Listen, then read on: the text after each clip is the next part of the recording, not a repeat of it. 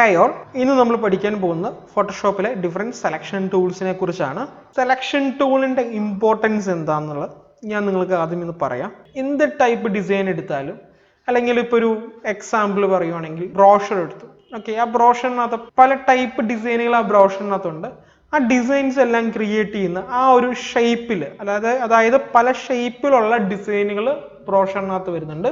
ആ ഡിസൈനുകൾ മൊത്തം ക്രിയേറ്റ് ചെയ്യുന്നതിന് മുമ്പായിട്ട് ആ ഒരു പർട്ടിക്കുലർ ഷേപ്പിൽ നമ്മൾ ആദ്യമേ തന്നെ എന്ത് ചെയ്യണം? സെലക്ഷൻ ക്രിയേറ്റ് ചെയ്യണം. സെലക്ഷൻ ക്രിയേറ്റ് ചെയ്താൽ മാത്രമാണ് ആ ഒരു ഷേപ്പിൽ നമുക്കൊരു ഡിസൈൻ ക്രിയേറ്റ് ചെയ്യാൻ പറ്റുള്ളൂ.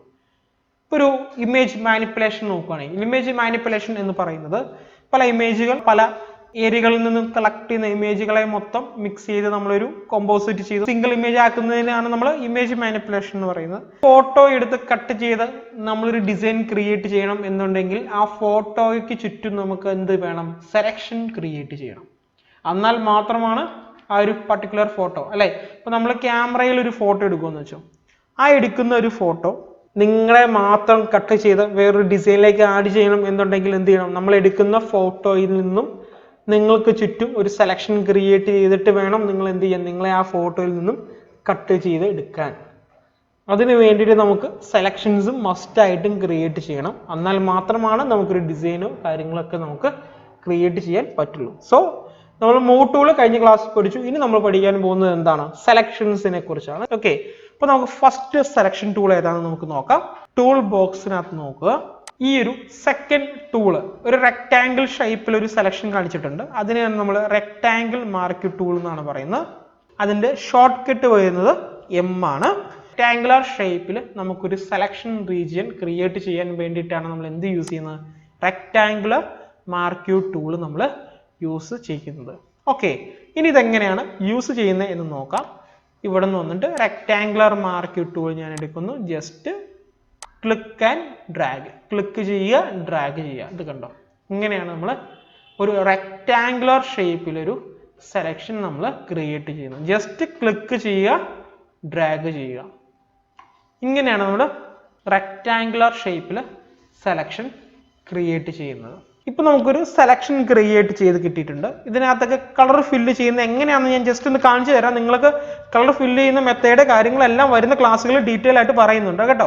അപ്പൊ ഞാൻ നിങ്ങൾക്കൊരു എക്സാമ്പിൾ കാണിച്ചു തരാൻ വേണ്ടിയിട്ടാണ് ഞാനൊരു കളർ ഫില്ല് ചെയ്യുന്നത് എങ്ങനെയാണെന്ന് ഞാൻ ഈ ഒരു ക്ലാസ്സിൽ നിങ്ങൾക്ക് പറയുന്നത്, അതായത് ഈ സെലക്ഷൻ ടൂളിന്റെ കൂടെ ഞാൻ പറയുന്നത്. ഓക്കെ, ഇപ്പൊ ഇവിടെ നോക്കുക, നമുക്കിവിടെ ടൂൾ ബോക്സിൽ ഏറ്റവും താഴെ നമുക്കിവിടെ രണ്ട് കളർ കിടപ്പുണ്ട്. ഈ മുകളിൽ കിടക്കുന്ന കളർ നമ്മൾ ഫോർഗ്രൗണ്ട് കളർ എന്നും താഴെ കിടക്കുന്നതിന് ബാക്ക്ഗ്രൗണ്ട് കളർ എന്നുമാണ് പറയുന്നത്. ഞാനിവിടെ ഫോർഗ്രൗണ്ട് കളർ ആയിട്ട് ബ്ലാക്ക് സെലക്ട് ആയിട്ടുണ്ട്. അപ്പൊ ഞാൻ ആ കളറിന് ഫില്ല് ചെയ്യുവാണ് സെലക്ഷനകത്തേക്ക്. ഓക്കെ, ഒരു ഡിസൈൻ എങ്ങനെ ക്രിയേറ്റ് ചെയ്യുന്നതെന്ന് ഞാൻ കാണിച്ചു തരാം. Just alt plus delete key press ചെയ്യുമ്പോൾ നമുക്ക് ആ ഒരു ഫോർഗ്രൗണ്ട് കളർ, ഈ കിടക്കുന്ന ഫസ്റ്റ് കളർ, അതായത് ഫോർഗ്രൗണ്ട് കളർ നമ്മൾ ക്രിയേറ്റ് ചെയ്ത സെലക്ഷനകത്തേക്ക് ഫില്ല് ചെയ്ത് കിട്ടും. മനസ്സിലായോ? ഇതിനകത്ത് ഞാൻ ആ പറയുന്ന സെലക്ഷൻ എങ്ങനെ ക്രിയേറ്റ് ചെയ്യാന്നുള്ളതിനെ മാത്രം നിങ്ങൾ നോക്കിയാൽ മതി. ഞാൻ നിങ്ങൾക്കൊരു എക്സാമ്പിൾ കാണിച്ചു തരാൻ വേണ്ടിയിട്ടാണ് ഞാനിപ്പോൾ ഒരു കളർ ഫില്ല് ചെയ്ത് ഞാനൊരു ഷേപ്പ് ഇവിടെ ക്രിയേറ്റ് ചെയ്ത് ആ കളർ ഫില്ല് ചെയ്യാൻ ഞാൻ യൂസ് ചെയ്ത് ഇവിടെ ടൂൾ ബോക്സിൽ ഏറ്റവും താഴെ ഈ കാണുന്ന മുകളിൽ കിടക്കുന്ന ഫോർഗ്രൗണ്ട് കളറാണ് ഞാൻ യൂസ് ചെയ്ത്. ഈ ഫോർഗ്രൗണ്ട് കളർ ഒരു സെലക്ഷനകത്തേക്ക് ഫില്ല് ചെയ്യണം എന്നുണ്ടെങ്കിൽ നിങ്ങൾ എന്ത് ചെയ്യുക? കീബോർഡിലെ ഓൾട്ടും ഡിലീറ്റും പ്രസ് ചെയ്താൽ മതി. ക്ലിയർ ആയല്ലോ? സെലക്ഷനിലേക്ക് നമുക്ക് തിരിച്ചു വരാം. ഒരു ഷേപ്പ് ക്രിയേറ്റ് ചെയ്യുന്ന ഒരു കാര്യം നിങ്ങളുടെ അടുത്ത് പറഞ്ഞു എന്ന് മാത്രമേ ഉള്ളൂ. ഓക്കെ, നിങ്ങൾ റെക്ടാംഗുലർ സെലക്ഷനിലേക്ക് കോൺസെൻട്രേറ്റ് ചെയ്യുക. അപ്പം റെക്ടാംഗുലർ മാർക്ക് ടൂൾ നമ്മൾ യൂസ് ചെയ്യുന്ന റെക്ടാംഗുലർ ഷേപ്പിൽ ഒരു സെലക്ഷൻ ക്രിയേറ്റ് ചെയ്യാൻ വേണ്ടിയിട്ടാണ് നമ്മൾ റെക്ടാംഗുലർ മാർക്ക് ടൂൾ നമ്മൾ യൂസ് ചെയ്യുന്നത്. ഈ റെക്ടാംഗുലർ സെലക്ഷൻ ടൂളിന്റെ സെക്കൻഡ് പ്രോപ്പർട്ടി നോക്കുക. ഇനി നിങ്ങൾക്കൊരു ഇപ്പൊ ഞാനൊരു റെക്ടാംഗുലർ സെലക്ഷൻ ക്രിയേറ്റ് ചെയ്യുന്ന സമയത്ത് ഇതൊരു റെക്ടാംഗിൾ ഷേപ്പ് ആണ്, അല്ലെ? അതായത് കൊണ്ട് ഹൈറ്റും ഉണ്ട്, നമുക്കിവിടെ വിഡ്ത്തും ഉണ്ട് ഹൈറ്റും ഉണ്ട്. എനിക്കൊരു സ്ക്വയർ ഷേപ്പ് ആണ് വേണ്ടെങ്കിലോ, അതായത് ഇതിന്റെ വിഡ്ത്തും ഹൈറ്റും ഈക്വൽ ആയിട്ടാണ് വേണ്ടെങ്കിലോ, നിങ്ങൾ എന്ത് ചെയ്യുക? റെക്ടാംഗുലർ മാർക്ക് ടൂൾ എടുത്തിട്ട് just click and drag, click ചെയ്യുക, ഡ്രാഗ് ചെയ്യുക. ഈ ക്ലിക്ക് ചെയ്ത് ഡ്രാഗ് ചെയ്യുന്നതിനോടൊപ്പം തന്നെ നിങ്ങൾ എന്ത് ചെയ്യുക? കീബോർഡിലെ ഷിഫ്റ്റ് ഒന്ന് പ്രസ് ചെയ്യുക. കീബോർഡിലെ ഷിഫ്റ്റ് കീ ഒന്ന് പ്രസ് ചെയ്ത് പിടിക്കുക. അതുണ്ടോ? കീബോർഡിലെ ഷിഫ്റ്റ് കീ പ്രസ് ചെയ്ത് പിടിക്കുമ്പോൾ നോക്കി ഇതിന്റെ വിഡ്ത്തും ഹൈറ്റും ഈക്വൽ ആയിട്ട് വരും. അവിടെ എഴുതി കാണിക്കുന്നുണ്ടോ? വിഡ്ത്ത് ആൻഡ് ഹൈറ്റ് എത്ര ഇഞ്ചാന്ന് എഴുതിയിട്ടുണ്ട് അവർ. അപ്ഡേറ്റ് ആകുന്നുണ്ടോ? ഞാനിവിടെ ഇതിന്റെ സൈസ് ചെയ്യുന്നതിനോടൊപ്പം തന്നെ അതിന്റെ കൂടെ തന്നെ വിഡ്ത്തും ഹൈറ്റും അവിടെ അപ്ഡേറ്റ് ആവുന്നുണ്ട്. ഓക്കെ, നിങ്ങൾക്കൊരു സ്ക്വയർ ഷേപ്പ് ആണ് വേണമെങ്കിൽ എന്ത് ചെയ്യുക? നിങ്ങൾ റെക്ടാങ്കുലർ മാർക്ക് ടൂൾ ഉപയോഗിച്ച് സെലക്ഷൻ ക്രിയേറ്റ് ചെയ്യുന്നതിന്റെ കൂടെ തന്നെ നിങ്ങൾ എന്ത് ചെയ്യുക, കീബോർഡിലെ ഷിഫ്റ്റ് ബട്ടൺ പ്രസ് ചെയ്ത് പിടിക്കുക. ഒരു കാരണവശാലും നിങ്ങൾ കീബോർഡിലെ ഷിഫ്റ്റ് ബട്ടൺ റിലീസ് ചെയ്യരുത്. ആദ്യമേ റിലീസ് ചെയ്യേണ്ടത് മൗസ് ബട്ടൺ ആയിരിക്കണം. ഇപ്പൊ ഞാൻ കീബോർഡിലെ ഷിഫ്റ്റ് ബട്ടൺ റിലീസ് ചെയ്താൽ കുഴപ്പം എന്താ, ഇതുണ്ടോ, മാറിപ്പോയി. അതിന്റെ വിഡ്ത്തും ഹൈറ്റിലും വാല്യൂലും വേരിയേഷൻ വന്നിട്ടുണ്ട് അവിടെ. ദാറ്റ് മീൻസ് നമ്മൾ ഫസ്റ്റ് റിലീസ് ചെയ്യേണ്ടത് എന്താണ്, മൗസിലെ ലെഫ്റ്റ് മൗസ് ബട്ടൺ ആയിരിക്കണം ഫസ്റ്റ് റിലീസ് ചെയ്യേണ്ടത്. അതിനുശേഷം വേണം നിങ്ങൾ എന്ത് ചെയ്യാൻ, ഷിഫ്റ്റ് ബട്ടൺ റിലീസ് ചെയ്യാൻ. ഇത് ഒരു സെക്കൻഡ് പ്രോപ്പർട്ടിയാണ്. നമുക്ക് സെലക്ഷൻ കളയണമെന്നുണ്ടെങ്കിൽ കീബോർഡിലെ കൺട്രോൾ ഡി പ്രസ് ചെയ്താൽ മതി.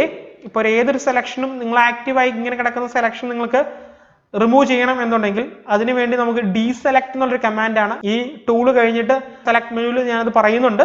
അപ്പോൾ ഞാൻ ജസ്റ്റ് ആദ്യമേ നിങ്ങൾക്ക് പറയുവാണ്, ഡീസെലക്ട് കമാൻഡ് ഉപയോഗിച്ച് നിങ്ങൾക്ക് സെലക്ഷൻ കളയാൻ സാധിക്കും. ആ ഡീസെലക്ട് കമാൻഡ് യൂസ് ചെയ്യണമെങ്കിൽ കൺട്രോൾ ഡി പ്രസ് ചെയ്താൽ മതി. കൺട്രോൾ ഡി, കീബോർഡിലെ കൺട്രോൾ ഡി പ്രസ് ചെയ്താൽ മതി. ഇത് ഞാൻ പറയുന്നുണ്ട്, ആ സമയത്ത് നിങ്ങൾ നോട്ട് എഴുതിയെടുക്കുക. ഇപ്പൊ നിങ്ങൾ ജസ്റ്റ് ഒന്ന് ശ്രദ്ധിച്ചിരുന്നാൽ മതി. ഓക്കെ.